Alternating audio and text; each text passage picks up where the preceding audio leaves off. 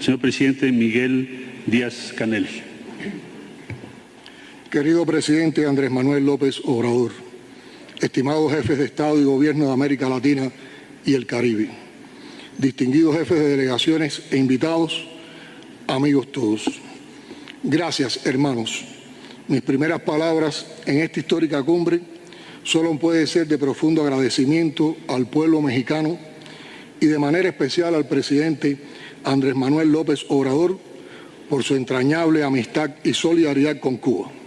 Igualmente, a los gobiernos y pueblos aquí representados que nos han expresado su apoyo y comprendieron de inmediato la naturaleza de la oportunista campaña de descrédito financiada con fondos federales estadounidenses que aún pretende amenazar la estabilidad, integridad y la soberanía de mi país.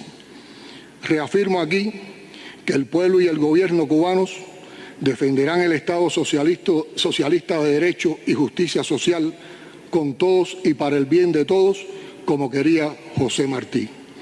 Aprovecho también la ocasión para reconocer su respaldo al levantamiento del ilegal bloqueo económico, comercial y financiero impuesto por Estados Unidos contra Cuba, recrudecido de manera deliberada y oportunista en condiciones de pandemia, a pesar de ser condenado durante décadas por la abrumadora mayoría de la comunidad internacional.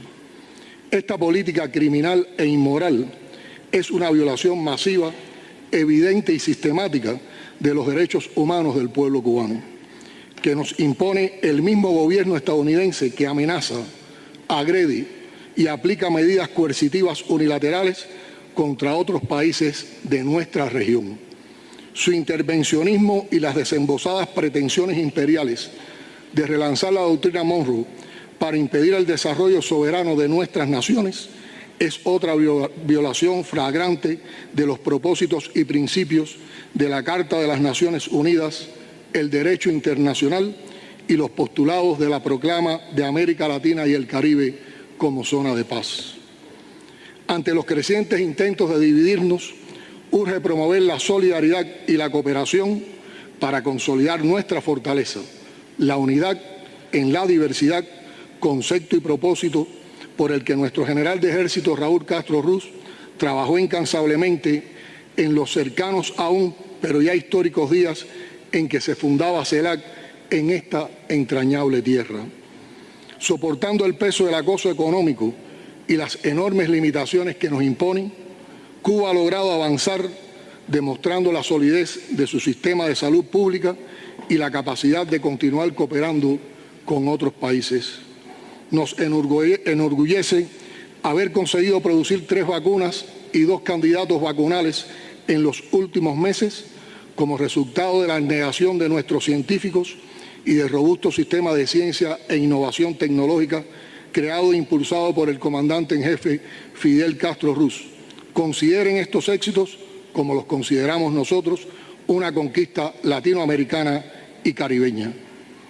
Hoy queremos reiterar aquí la voluntad de trabajar en el marco de la CELAC en acuerdos de suministro y producción de vacunas para países interesados como modesta contribución en el objetivo de alcanzar la pronta inmunización universal en la región.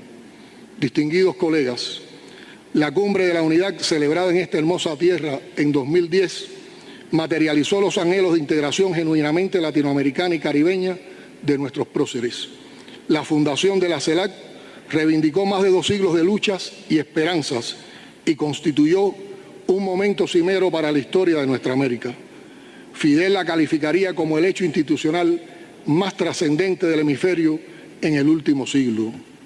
Una década después, continuamos construyéndola y consolidándola, con el objetivo de recuperarnos de los devastadores efectos de una pandemia que ha exacerbado la multidimensional crisis que ya afectaba al mundo, reducir las enormes brechas que nos convierten en la región más desigual del planeta y avanzar en el bienestar de nuestros pueblos. Apoyamos el diálogo respetuoso y sin intromisiones externas que lleva a cabo la República Bolivariana de Venezuela en México y denunciamos el régimen punitivo injusto al que está sometido su pueblo por pretensiones imperiales. Condenamos las sanciones impuestas contra la República de Nicaragua y la injerencia en los asuntos internos de esa hermana nación. Ratificamos el derecho de los hermanos países del Caribe a recibir un trato justo, especial y diferenciado, y acompañamos sus reclamos de reparación por los daños del colonialismo y la esclavitud. Un esfuerzo especial demanda hoy el pueblo de Haití, que tanto precisa de nuestra solidaridad. Cuba mantiene su compromiso en la búsqueda de la paz en Colombia. Reiteramos el apoyo irrestricto a Argentina en su demanda de soberanía sobre las Islas Malvinas, Georgias del Sur y Sandwich del Sur, y reafirmamos el compromiso inequívoco con la libre determinación y la independencia del hermano pueblo de Puerto Rico. Distinguidos colegas, urge revitalizar la CELAC para avanzar hacia una recuperación inclusiva y justa que nos fortalezca como región y contribuya al bienestar de nuestras naciones. Urge fortalecer este mecanismo único que nos permite dialogar como un haz de naciones con similares necesidades e intereses. No dejemos pasar la oportunidad de seguir haciendo historia. Muchas gracias. Presidente, ahora vamos a escuchar al presidente de la República Oriental del Uruguay, Luis Lacalle. Tiene usted la palabra, señor presidente, y bienvenido a México. Muchas gracias. Agradecer la hospitalidad al señor presidente López Obrador. Es un gusto estar de nuevo en esta gran nación tan diversa y tan valiente. Nuestra participación en este foro obedece a una concepción virtuosa, no reaccionaria. Nuestro país integra este foro donde puede intercambiar y coincidir con países de América Latina y del Caribe. Integra este foro porque la CELAC ha profundizado y ampliado sus relacionamientos con otros países del mundo. Esto no significa que integrar la CELAC de alguna manera caiga en desuso la participación en la OEA. Queremos ser bien claros al respecto. Los gobiernos nacionales, tanto como los gobiernos de los distintos organismos, son esencialmente criticables y también son materia de cambio. Y por eso se puede discrepar con una conducción, pero no se puede desvirtuar el organismo. Decía el presidente López Obrador en sus palabras algo que compartimos desde nuestro país, que es la autodeterminación y la no intervención. Pero uno de los elementos que impulsa y que es plataforma de la CELAC es la democracia. Y la democracia es el mejor sistema que tienen los individuos para ser libres. El estado más puro de una persona es la libertad. Y por eso participar de este foro no significa ser complaciente, señor presidente. Y por supuesto con el respeto debido, cuando uno ve que en determinados países no hay una democracia plena, cuando no se respeta la separación de poderes, cuando desde el poder se usa el aparato represor para callar las protestas,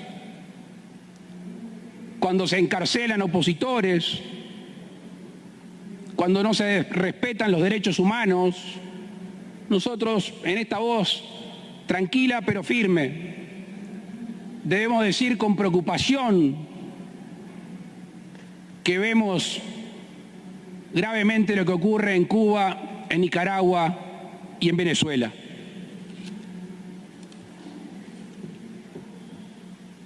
Estos tiempos han demostrado que se hace más vigente que nunca un postulado del año 2010 de la CEPAL: brechas por cerrar, caminos por abrir. Vaya si esta pandemia nos habrá enseñado que cuando no se puede acceder a mercados, a educación, a los bienes de primera necesidad, y en este caso a la salud, no hay libertad posible para todos. Y esa es parte de nuestra presencia hoy aquí. Ocuparnos cada uno de nuestros países, de nuestros compatriotas, pero también apelar a la cada vez más necesaria solidaridad internacional. Resaltar lo bueno y criticar lo malo. El sistema de distribución de vacunas del mecanismo COVAX ha sido deficitario. Claramente aquellos países que no pudieron acceder a las vacunas mediante su compra directa han quedado relegados.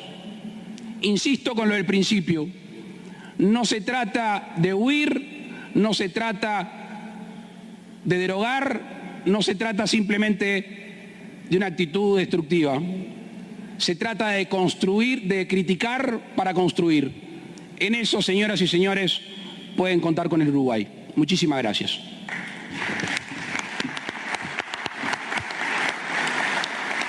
Gracias, presidentes, jefes de gobierno, cancilleres, ministras, ministros, representantes. Sé que hay, y es evidente, diferencias de diferente tipo, de diferente naturaleza, pero lo que anima a esta cumbre es la cooperación frente a los problemas sustantivos de la región. Me ha pedido la palabra el presidente Díaz-Canel para hacer una precisión respecto a Cuba de algo que se dijo sobre Cuba. Le voy a pedir, señor presidente, con todo respeto, que sea muy breve y muy puntual para que podamos seguir adelante con la presentación que nos va a hacer la CEPAL. De acuerdo, presidente, se lo agradezco y además lo hago con la intención de precisamente preservar el tema de la unidad en las cosas que no. La mención a Cuba que hizo el presidente Lacalle denota su desconocimiento de la realidad. El coraje y la libertad del pueblo cubano se han demostrado durante 6 décadas frente a la agresión y el bloqueo de Estados Unidos, obstáculo fundamental para avanzar más en nuestro desarrollo, lo cual el presidente Lacalle no mencionó. Escuche usted a su pueblo que recogió más de 700.000 firmas contra la ley urgente que usted impuso y que cambió las condiciones para ajustar precios de combustibles, desalojo, disminuir el rol de las empresas públicas, modificar el proceso penal. En realidad, un paquete o un paquetazo neoliberal. Con el neoliberalismo se ha multiplicado la inestabilidad, la especulación, la deuda externa, el intercambio desigual, la tendencia a ocurrir crisis financieras más frecuentes, la pobreza, la desigualdad y el abismo entre el norte opulento y el sur desposeído. La OEA es la organización que al servicio de Estados Unidos apoyó los intentos de aislamiento a Cuba, de intervenciones militares en América Latina y el Caribe, de golpes de Estado, dictaduras militares incluso en su país, que usted diseñó para contener, que Estados Unidos diseñó para contener la resistencia de los pueblos de nuestra América. La OEA guardó silencio mientras se torturaba en nuestra región y en su país. La OEA es la que calla hoy cuando se reprimen, se asesina y se desaparecen latinoamericanos. No es en Cuba donde ocurren estos hechos. Es la OEA la quien tiene un impresentable secretario general que contribuyó, participó y apoyó en el golpe de Estado al gobierno de Bolivia en 2019. El neoliberalismo, el monroísmo y esa OEA es lo que acaba de defender aquí el presidente Lacalle. Muchas gracias. Gracias. Tiene un minuto, presidente Lacalle, y después continuamos con Alicia Bárcena. Le agradezco. El presidente de Cuba utiliza argumentos de mi nación, que obviamente no comparto y no son ciertos. Sí hay algo que es cierto, que en mi país, por suerte, la oposición puede juntar firmas. En mi país, por suerte, la oposición tiene resortes democráticos para quejarse. Esa es la gran diferencia con el régimen cubano. Y quiero citar simplemente, y no son palabras mías, es una canción muy linda que quienes la cantan se sienten oprimidos por el gobierno. Que nos siga corriendo la sangre por querer pensar diferente. ¿Quién le dijo que Cuba es de ustedes si mi Cuba es de toda mi gente? Muchas gracias. Gracias. Ya no puedo dar lugar. Le pido su comprensión. Es que creo que no se deben quedar cosas sin aclarar.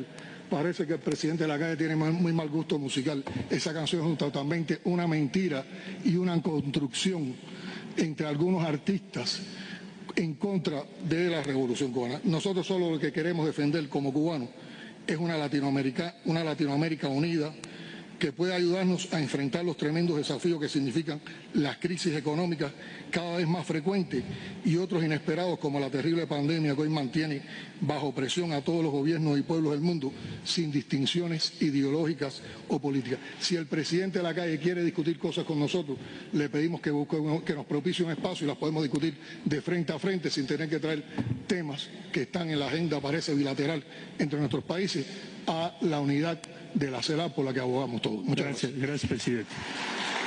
Seguiríamos.